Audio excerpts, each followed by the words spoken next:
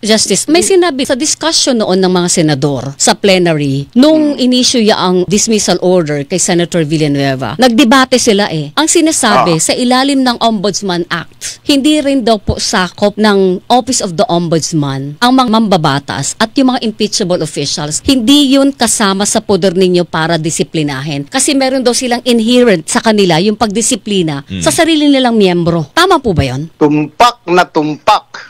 Tamang-tama.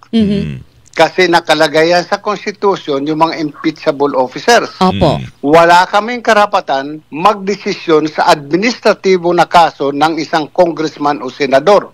Wala. Only on the criminal aspect of the case. So wala kaming karapatan magsabi na ito ay guilty of gross misconduct. Wala. Wala kaming jurisdiction sa kanila sa administrative cases. Oo. Only in criminal cases. Ang ombudsman. Doon sa aspeto ng hindi nga sakop ng ombudsman, dapat hindi na na-issue yung dismissal order. Ganun ba yun, Justice? Dapat sana, di ba? Di naman na kami pwede mag-dismiss ng isang miyembro ng Kongreso o ng Senado. Criminal, pwede namin silang filean. Parang naalala yung PDAF cases nila, Senador Jinggoy. Huwag sana sila magagalit sa akin.